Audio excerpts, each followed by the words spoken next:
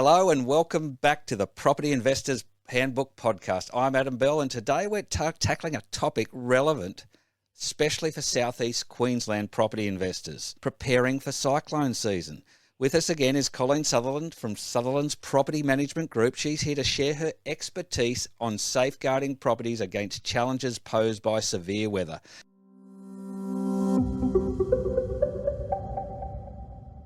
Colleen, it's crucial to be proactive, isn't it? It's very crucial, yes. Okay, so look, we all know what it's like when we get cyclone season, and of course we had that tornado last, which was a very severe event, but we always get cracking storms that can do damage. So look, can you walk us through typical preventative measures you recommend for properties in South East Queensland, because we are a cyclone-prone area? It is, yes. We were very fortunate in our rent roll to not have a great deal of damage to properties because of it. We had a lot of fence damage, and that's a difficult one to try and prevent in your preventative maintenance. But with houses and townhouses, duplexes, anything with a roof, that's what you need to be looking at first and foremost. And I would do that on an annual basis if I had a property that could be a potential disaster area. Yeah. So what is it specifically that you've got to look at with roofs? Well, with roofs, you would need, if they're a tiled roof, which is the majority of properties, is a tiled roof, just little hairline fractures in the tiles that can become bigger fractures and allow the water in. So the hairline fractures will give you an indication of, oh, there's something wrong because mold is starting to appear on the ceiling. When it's a broken tile, it will instantaneously be a mold patch leading to sagging ceilings and stuff like that. So my recommendation would be to always, once a year, have property professionally inspected and repaired for any cracked tiles or just hairline fractures. Sure. Even. So is that something you recommend to all of your clients, all of your property investors, that they do get that check? And who does do that? What is the professional who does do a roof inspection like that? So we do get it done on a regular basis. An owner will let us know that, yes, it's time to be due, or we'll let the owner know it's time to have it looked at. We don't actually go ahead until the owner says, yeah, have a look. Of course.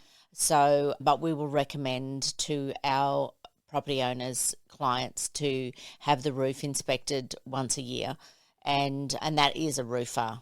A carpenter can have a look, which is great, especially if they're just doing a little bit of maintenance.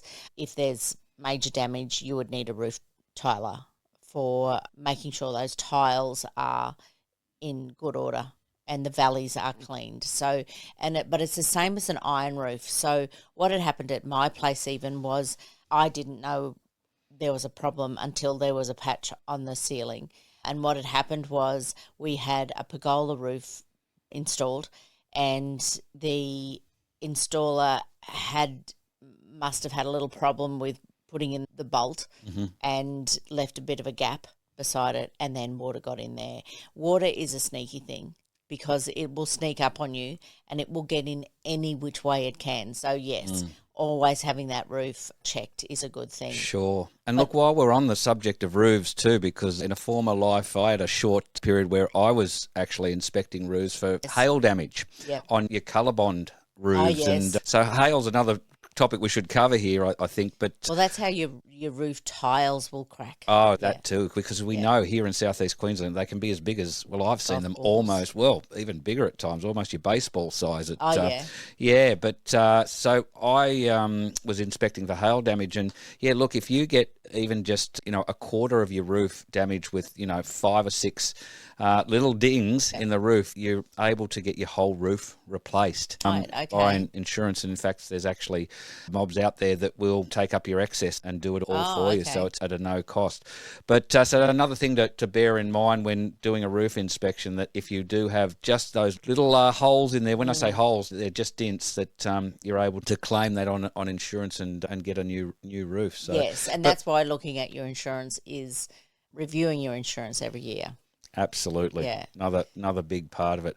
But what about securing, we usually get a little bit of a warning that a big storm's coming, or you look at the radar and you see that big cell heading towards your place. What are your tips on securing outdoor items and how you go about that? With that is a tenant responsibility. Yep. So securing your items is a tenant responsibility. When they give us a warning that it's coming, it is vital that you look around the property and make sure that your items are secure. So with your trampolines and things like that, they've got those legs that... Yeah, they don't go straight Yep. down. Yeah, they've got a U-shape. Securing those, and you're thinking, well, how do you secure that? You either peg it down with a tent peg, or you get the sandbags and put them around in each of the... to hold it down. Yeah, in each of the areas. Great tip there, because it's not something you generally have to think about. No, and but it's not. trampolines are the ones you always hear about, don't you? They've been lifted up. And you think they're heavy enough, they're not going to go anywhere. They're the ones that just become a missile in a storm. And then there's also things like your outdoor chairs and things like that. Take in all the cushions, push them all up against the wall to make them less of a target. So with the other thing, other than just roofs, is your gutters. Yep. We do recommend that the gutters be cleaned once a year, because the high winds, while you may not necessarily have a tree near you, the high winds will create the debris, and when it settles, it'll settle in your gutter. It settles at that lowest point, and the water will back up into the roof and under the tiles, the valleys and that sort of thing, and then that creates the water ingress damage for the ceiling. Sure. So it's about prevention rather than having to deal with what could end up being a much bigger problem. Down the line. Sure. Is there anything you need to worry about during massive storms or cyclones, even inside the home? Not necessarily inside, but look out for your flood warnings, because it's the bottom of the house. Yep. So most of the properties that we manage are a slab built on ground, so that you can't really do anything about. The water ingress does come mainly from the roofs, valleys and gutters, as I've mentioned, but windows and doors, just making sure that they are leak proof, and with that comes with a building and pest inspection. Sure. Now, most commonly here in South East Queensland, which is where you manage the majority of your properties, those storms tend to come in late afternoon. So, they do. Quite commonly sort of that 4 to 6 o'clock, let's say. So the time that your office might generally be closing. How does a tenant go about reporting damage that's happened? That it sweeps through, you've just closed, that you're on your way home, probably trying to get through the traffic that builds up at that time as well. Damage, I had one, we're talking about that hail that came through and knocked, big holes in the patio. Not an emergency situation, so I could wait the next day. But what is the procedure, the process for tenants reporting damage at that time of day? Yes. So with us being knocked off and going home after hours, that is a normal thing. So don't expect your property manager to... Of course. This is why I ask, because no one's expecting you to stay home, stay back at work. No, we are on alert, so we do have our mobiles on, to make sure that we can assist in any way we can. If you can't get hold of your property manager, however, it's not her fault that the hail has damaged something. So after 5 o'clock. So please be patient with us. But what we will do is we can't do anything. We can't get anyone out there immediately to repair, because no one is going to get up in that storming weather and risk their lives to fix your roof. And while that sounds a little bit callous, it's a little bit of common sense. So we won't get anyone out until the weather event has stopped. Even if the water's racing, it's sprung a leak, no one can do anything until it's at least stopped. Not necessarily, but there is SES. So we, as property managers, cannot contact SES on your behalf. Okay, that's interesting. It is only for the occupier. I did try, and this is how I found out, because quite a few years ago I did try, and they said that they need the occupier to contact them because they need direct contact. Right. So if it's an emergency situation, contact the SES. That's right. That's what they're there for. And they may get up during the storm event, But I'm going to tell you now, they probably won't. No. Yeah. Unless there's lives at risk or, So that's where... Which is understandable. Oh, yes, yeah. So they will prioritise what is going on. And with that, there is insurance. So we will fix the resultant damage from the water pouring in. But what it won't cover is your possessions.